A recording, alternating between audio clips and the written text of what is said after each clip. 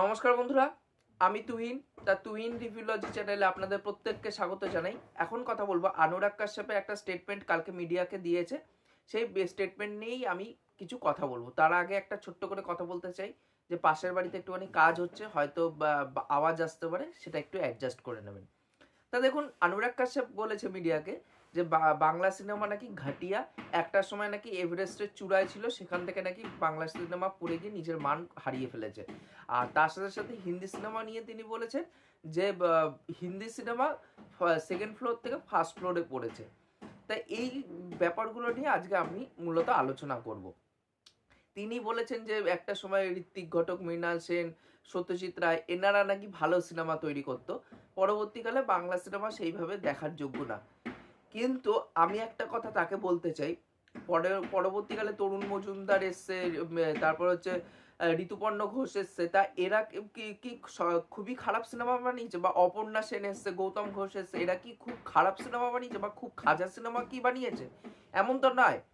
তিনি কি করেছেন, তিনি হয়তো বহুকাল পুরনো সিনেমা দেখেছেন, দেখার পর তিনি ওইটা ধরেই বসে আছেন। এখনকার রিসেন্ট টাইপের যেসব সিনেমা আমাদের বাংলায় হচ্ছে, সেসব সিনেমা সম্বন্ধে তার কোনো আইডিয়া নেই। সত্যি কথা বলতে গেলে আইডিয়া যদি থাকতো তাহলে এই ঘাটিয়া শব্দটা তিনি ইউজ করতেন না। আজকে আমাদের বাংলা সিনেমার মান অবশ্যই পড়েছে, আমি অস্বীকার করতে পারবো না। বাট তার মধ্যেও কিন্তু দুই একটা ভালো কাজ আসছে। কি আসছে? লক্ষ্মী ছেলে আসছে, রক্তবীজের মতন কাজ আসছে, ভালো কাজ অবশ্যই হচ্ছে, পারিয়ার মতন কাজ হচ্ছে হচ্ছে হ্যাঁ, বাংলা ইন্ডাস্ট্রির কিছু দোষও আছে তার মধ্যে, যেরকম পারিয়া সিনেমাটাকে নিয়ে হলো যে মেকার্সদের তরফ থেকে ফেক কালেকশন বলা হলো, বা পারিয়াকে নন্দনে জায়গা দেওয়া হলো না।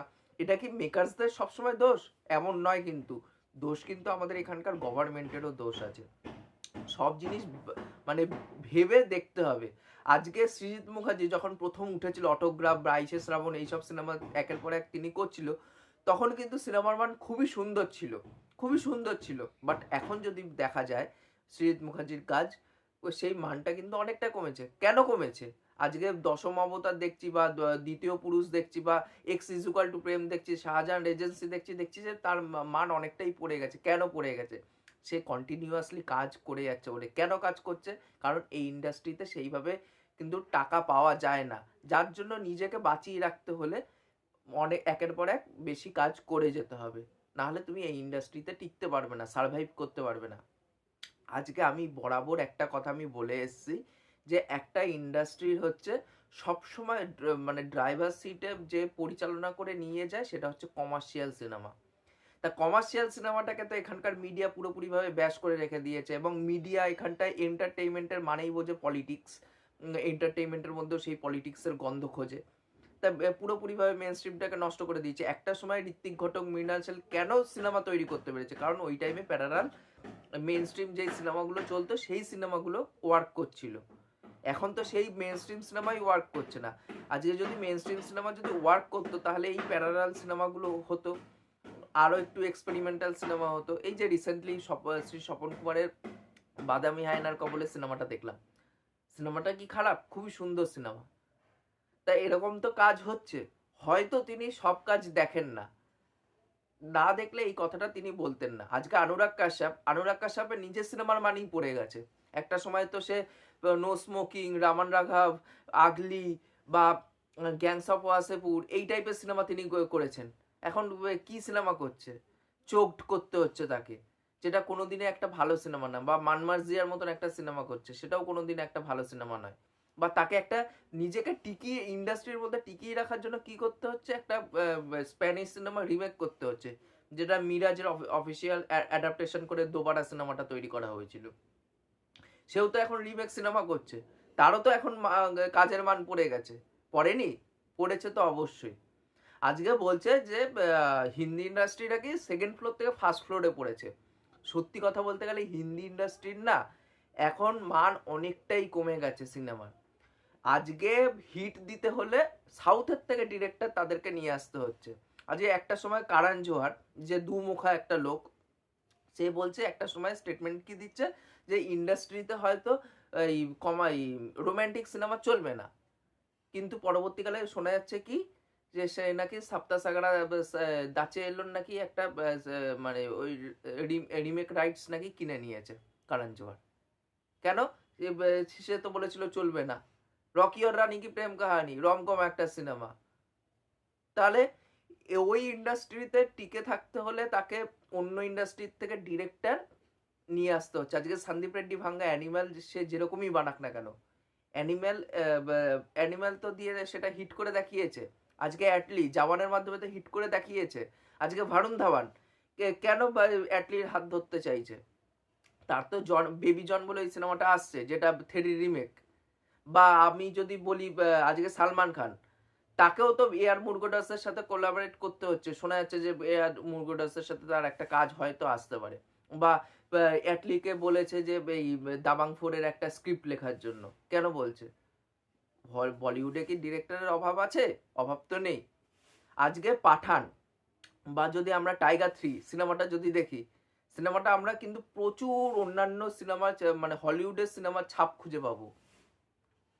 সে তো পাবোই অবশ্যই, কিন্তু সেই জায়গায় দেখতে গেলে উনি বলছেন যে দোতলার থেকে 1 ফ্লোরে পড়েছে, বাট আমাদের নাকি এভারেস্টের থেকে নাকি তলায় পড়েছে। প্রত্যেকটা ইন্ডাস্ট্রি একটা সময় সার্ভাইভ করে, প্রত্যেকটা ইন্ডাস্ট্রি। আজকে কান্নাড় ইন্ডাস্ট্রি যদি তুলে দেখি, জলজান্ত উদাহরণ। একটা সময় তো ইয়াশ, তারপর হচ্ছে পুনিত রাজকুমার, শিবরাজকুমার, এরা তো একের পর এক রিমেক সিনেমাই বানিয়েছে। দর্শন, এরা তো রিমেক সিনেমাই বানিয়েছে। কিচ্চা সুদীপও ছিল ওর মধ্যে। তাহলে সেই জায়গার থেকে তো দাঁড়িয়ে একটা তো কেজিএফ এসে সেটা মোড় ঘুরিয়ে দিচ্ছে, একটা কান্টারা এসে মোড়টা ঘুরিয়ে দিচ্ছে। প্রত্যেকটা ইন্ডাস্ট্রির একটা খারাপ ফেস থাকে। কান্নাড়ি ইন্ডাস্ট্রি একটা সময় রিমেকের পর রিমেক করতো, সেই ইন্ডাস্ট্রিও তো এখন রিজিওনাল নিজেদের গল্প বলার চেষ্টা করছে এক একটা সিনেমার মাধ্যমে। হয়তো বাংলা ইন্ডাস্ট্রি এখন খারাপ সময় যাচ্ছে, সেই খারাপ সময়ের থেকে ঠিক উঠে আসবো একদিন না একদিন। তা বলে ঘাটিয়া এটা আমি কখনোই মানতে পারবো না।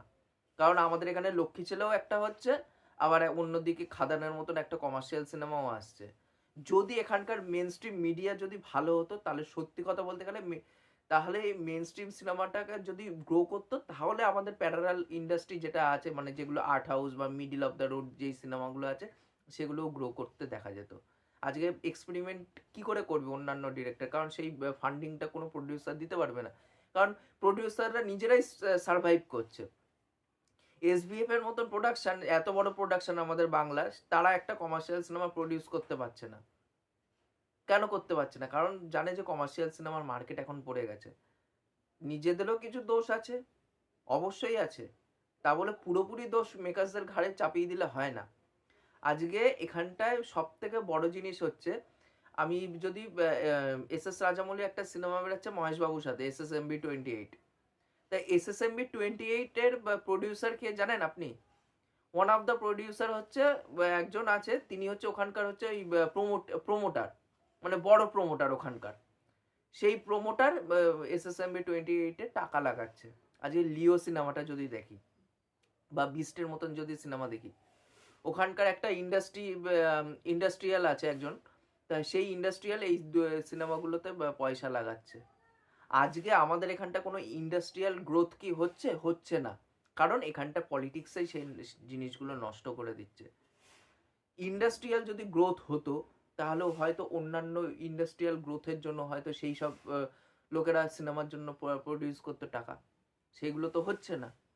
যার ফলে কি হচ্ছে, এখন সেই সিনেমার যেই সিনেমা এখন ওয়ার্ক করছে, সেই সিনেমাগুলো এখন বক্স অফিসে সেই বক্স অফিসে ওয়ার্ক করার জন্য সেই সব সিনেমাই তাদের বানাতে হচ্ছে।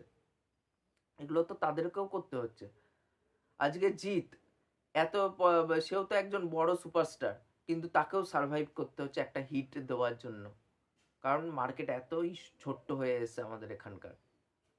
তাহলে উনি হচ্ছে পুরো সিনারিওটা কখনো দেখেনি, পুরো সিনারিওটা না দেখে জাস্ট কিছু সিনেমা দেখে নিয়েছে পুরোনো দিনের, সত্যজিৎ রায়, মৃণাল সেন, ঋত্বিক ঘটকের সিনেমা দেখে নিয়েছে।